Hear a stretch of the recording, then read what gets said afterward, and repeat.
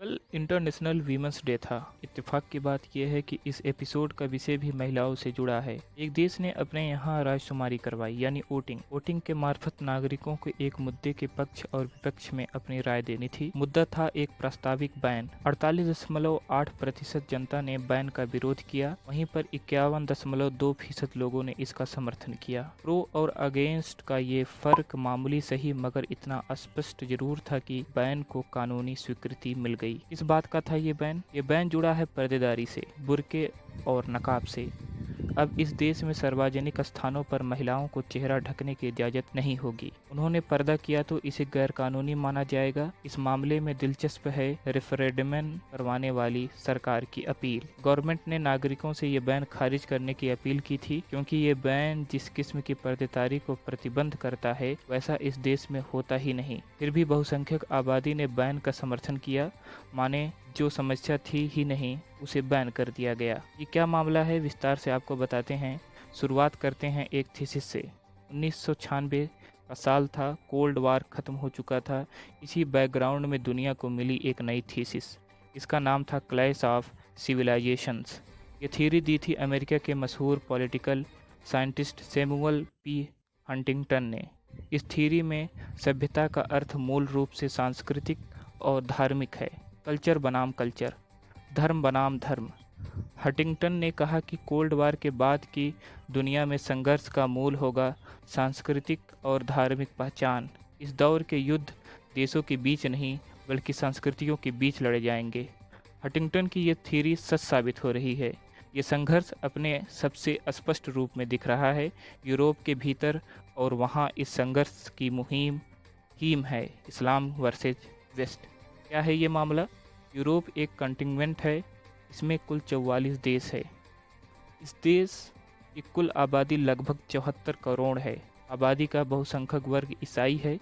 मुस्लिम कितने हैं यहाँ? 2010 तक यूरोप में मुस्लिम की संख्या थी करीब 1 करोड़ 90 लाख। इनमें एक बड़ी संख्या पश्चिमी अफ्रीका, इराक और अफगानिस्तान के हिंसा प्रभावित क्षेत्रों में आए हुए मुस्लिम की थी। 2016 आते आते यूरोप में मुस्लिमों की संख्या बढ़कर 2.5 करोड़ हो गई। आबादी में हुआ ये इजाफा मुख्य तौर पर 2014 से 2016 के बीच हुआ।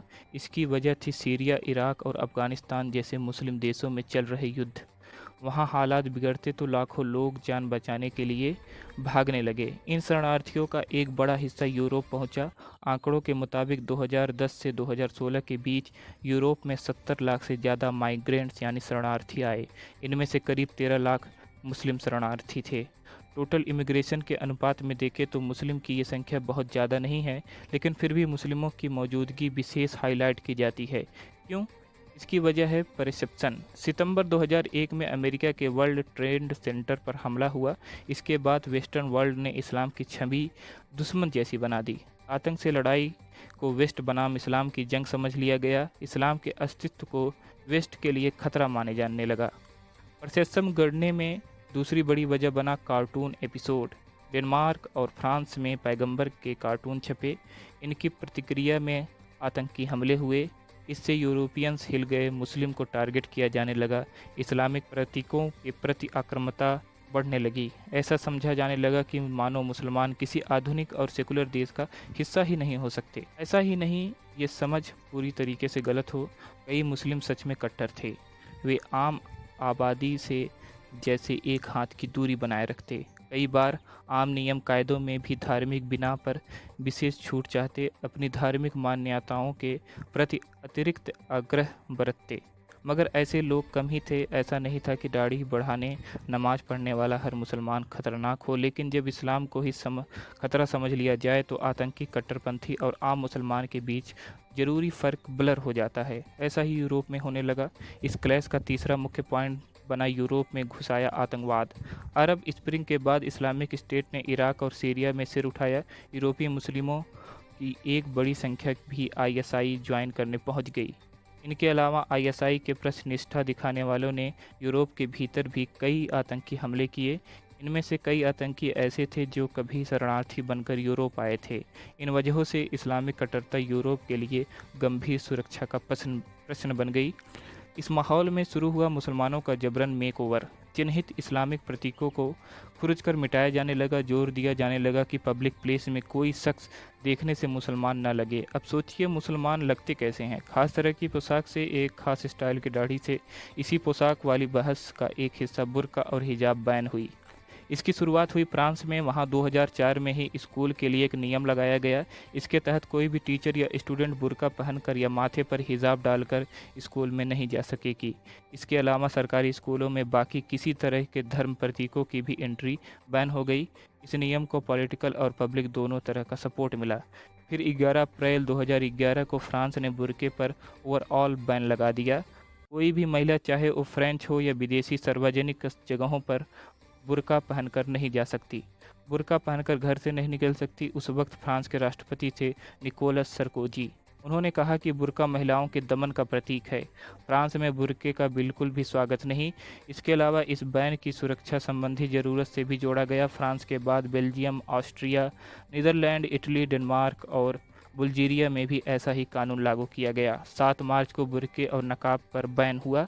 जुलाई 2014 में ये मामला European court of human right भी पहुंचा, मगर उसने भी कहा कि सरकारों को बुर्का बैन करने का अधिकार है।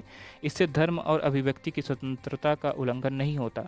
इसके बाद और भी यूरोपीय देशों में बुर्का बैन की मांग उठने लगी। ऐसा ही नहीं, ये मांग बस बुर्के और नकाब के विरोध में हो, लोग सिर और गर्दन ढकने वाले हिजाब का भी विरोध करने लगे। इस मांग से जुड़ा एक बड़ा अपडेट स्विट्जरलैंड से आया। 7 मार्च को यहाँ सार्वजनिक स्थानों में बुर्के और नकाब को बैन कर दिया गया। ये बैन लगा है रेफरेंडम चलते। ये रेफरेंडम कराया था एसवीपी नाम के एक राजनीतिक पार्टी ने।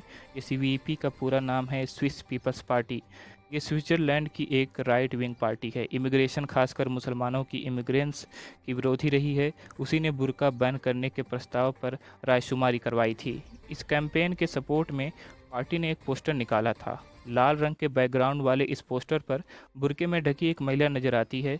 पोस्टर के सामने लिखा हुआ है एक्सट्रीज्म स्टॉपन, माने कि बुर्का बैन करने पर कट्टरता को रोका जाए। 7 मार्च को इस रेफरेंडम पर वोटिंग हुई। कुल 50% मतदान वोट डालने निकले। इनमें से 48.8% वोटर्स ने बुर्का बैन करने के विरोध में मत डाला। इनके मुकाबले 51.2% लोगों ने बैन का समर्थन किया। इस तरह बैन को कानूनी मान्यता मिल गई। अब वहां सार्वजनिक जगहों पर चेहरा नहीं ढका जाएगा। नियम के अपवाद भी है, मसलन धार्मिक स्थानों के भीतर इस पर बैन नहीं होगा। स्वास्थ्य कारणों से मास्क लगाने और चेहरा ढकने पर भी पाबंदी नहीं होगी। क्या स्विट्जरलैंड को इस बैन की जरूरत थी? क्या सच में ही बुर्का और नकाब स्विस आबादी के सेकुलर मूल्यों के आड़े आ रहा था? जवाब है नहीं।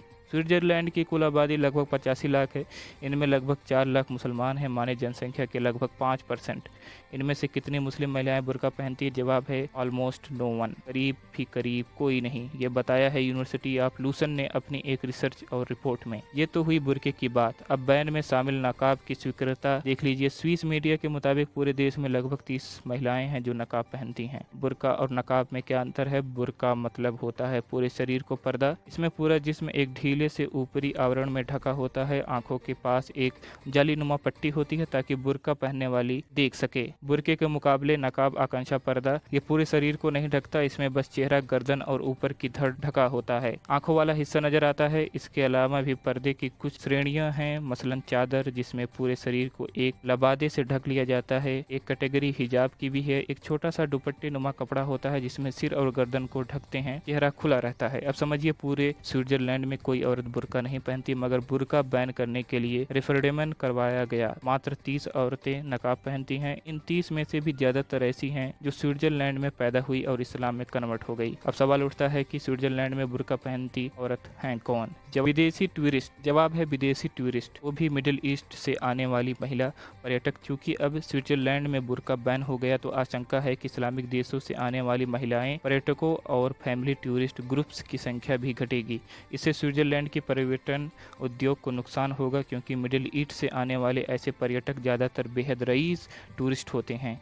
इसी आशंका के चलते स्विट्जरलैंड की सरकार ने इस बैन का विरोध किया था। उन्होंने अपील की थी कि स्विस नागरिक इस बैन के विरोध में वोट डालें। सरकार का कहना था कि जो समस्या है ही नहीं, उसको इतना क्यों तूल दिया जा रहा है। सरकार ने नागरिकों से कहा कि अगर उन्होंने बैन का सपोर्ट किया तो पर्यटन सेक्टर डैमेज हो जाएगा। हमने आपको बताया कि स्विट्जरलैंड की एसवीपी पार्टी ये बुर्का बैन के प्रस्ताव लाई। इस पार्टी का एजेंडा क्या है ये समझने के लिए पुरानी घटना सुनिए। 2019 की बात है। इस साल स्विट्जरलैंड में एक कैंपेन शुरू हुआ। इसका नारा था स्टॉप द मीनारेट। आपने मस्जिद देखी है, उसके पास एक मीनार होती है, अक्सर इसी मीनार से नमाज की आवाज आती है। स्विस कैंपेन के निशाने पर थी ये मीनार। प्रस्ताव दिया गया था कि स्विट्जरलैंड में इस तरह की मीनारों के निर्माण पर रोक लगा दी जाए, क्योंकि ये एलियन आर्किटेक्चर, स्विट्जरलैंड और संस्कृति इसके लैंडस्केप में से बाहरी घुसपैठियाँ लगता है। अजीब सी फीलिंग आती है मीनारों को देखकर। इस मुद्दे पर भी वहाँ रेफरेंडम लगाया गया। एंटी मीनार खड़े ने प्रचार के लिए पोस्टर बनवाए। इनमें मीनार की तुलना मिसाइलों से की गई। रेफरेंडम में जनता ने भी बीमारों को बैन करने की मुहिम लगाई। ये कैंपेन शुरू किया गया था उसी एसवीपी पार्टी ने जो अब अमेरिका और नकाब बैन वाला प्रस्ताव लेकर आई है।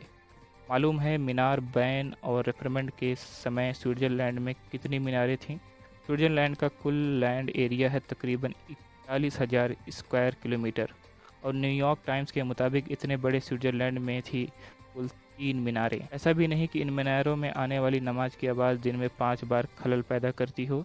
इकोनॉमिक्स की रिपोर्ट के मुताबिक इस कैंपेन से पहले स्विट्जरलैंड में किसी ने इन मीनारों से अजान की आवाज़ सुनी ही नहीं थी। बस रेफरेंडम के टाइम लोगों ने उन मीनारों से आती आवाज़ें सुनी। इनमें अपील की जाती थी कि लोग मुस्लिम विरोधी गतिविधियों के साझे में ना आएं। बस इतना ही। सभ्यता का युद्ध। स्विट्जरलैंड में इस्लाम की मौजूदगी बहुत शोर शराबे वाली नहीं है। ऐसा नहीं कि सार्वजनिक जीवन में इधर उधर आपको प्रचुरता से इस्लामी चीजें दिखाई देती हों। बावजूद इसके एसवीपी पार्टी ने इस्लामिक प्रतीकों का हवा बनाया। जनता से कहा कि वे चेत नहीं जो इस्लाम उन्हें ओवरटेक कर लेगा। शरिया कानून के नाम पर क्रूर यातनाएं दी जाने लगेंगी। अगर वो चाहते हैं कि उनकी लिबरल संस्कृति बची रहे तो मीनार को बैन करवाएं। एसवीपी ने मीनार और बुर्का दोनों के खिलाफ चलाए गए कैंपेन में इसे सभ्यता का युद्ध बताया। कहा कि इन्हें बैन न किया गया तो स्विट्जरलैंड का इस्लामीकरण हो जाएगा। आलोचकों का कहना है कि इस्लाम के शैतानीकरण की कोशिश है। जहां वाजिब चिंताएं हों वहां कदम उठाए जाने चाहिए। कट्टरपंथ के फैक्टर्स को रोका जाना चाहिए, लेकिन बेवजह मुस्लिमों को टारगेट करने का नुकसान हो सकता है। बुर्का बैन के समर्थक कहते हैं कि बुर्का दमन का प्रतीक है, वो जबरन पहनाया जाता है। यकीनन कई महिलाएं अपनी इच्छा से पर्दा नहीं करती, वे परिवार के प्रेशर में मजबूर होकर पर्दा करती हैं। मगर ये भी सच है कि कई महिलाएं अपनी इच्छा से बुर्का, नकाब और हिजाब पहनती हैं। इनमें से कुछ अपनी सोशल कंडीशन की वजह से पर्दा चुनती हैं, कुछ बिना प्रेशर के। बैन के आलोचक यही तर्क देते हैं। उनका कहना है कि किसी महिला को जबरन बुर्का पहनाया जाना गलत है। ऐसा ना हो इसके लिए कानून बनाए जाएं। पर्देदारी को ग्लोरीफाई भी ना किया जाए, बुर्का और हिजाब आदर्श ना बताया जाए।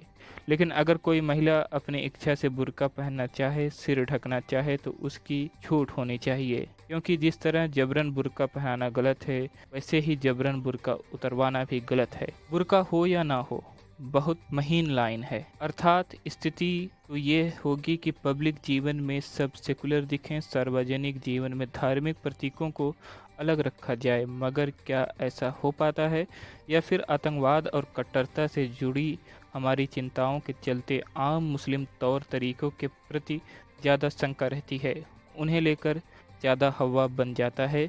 क्या धर्म से भी आगे ये संघर्ष सभ्यताओं का नहीं, वरना हिजाब, कट्टरता और हैट फैशन सिंबल क्यों कहलाते? आपको पता है इंग्लिश सोसाइटी में हैट संभ्रांत महिलाओं की निशानी मानी जाती थी तथा कथित अच्छे परिवारों की महिलाओं को बिना हैट बाहर निकलना अशोभनीय माना जाता था। आप सोचिए, क्या आपने इंग्लैंड की महारानी को किसी पब्लिक प्रोग्राम में बिना हैट को देखा है? वो हैट क्या है? सम्मान और प्रतिष्ठा की एक निशानी से शुरू हुई परंपरा ही तो है। यही सम्मान वाली बात हिजाब के पक्षधर भी करते हैं। बस एक बड़ा अंतर ये है कि वो इस सम्मान को धार्मिक आस्था से जोड़कर देखते हैं। आखिर में एक बार फिर स्विट्जरलैंड पर लौटते हैं। फ्रांस और जर्मनी के मुकाबले स्विट्जरलैंड की मुस्लिम ज़्यादा लिबरल और मॉडरेट माने जाते हैं। यहाँ मुस्लिम आबादी बाकी समाज के साथ ज़्यादा बेहतर तरीके से घुली मिली है। यहाँ प्रोग्रेसिव इस्लाम को प्रमोट करने वाली वाली कई संगठन हैं। इनमें से कई ने बुर्का बैन को सपोर्ट किया, मगर कई संगठन इस बैन के विरोधी भी हैं। इनका कहना है कि ये बैन समाज को बांटने की राजनीति पर खड़ा है। राजनीतिक फायदों के लिए मुस्लिम प्रतीकों के प्रति गैर जरूरी डर फैलाया जा रहा है। ये मसला एक बारीक लकीर की तरह है। इसके एक तरफ है इस्लामिक कट्टरपंथ कम करने, उसे लचीला और उदार बनाने की ईमानदार चिंताएं, और इसके दूसरी तरफ है इस्लामोफोबिया। इस्लामिक कट्टरपंथ को कम होना जितना जरूरी है, उतना ही जरूरी है इस्लामिक फोबिया को रोकना। धन्यवाद।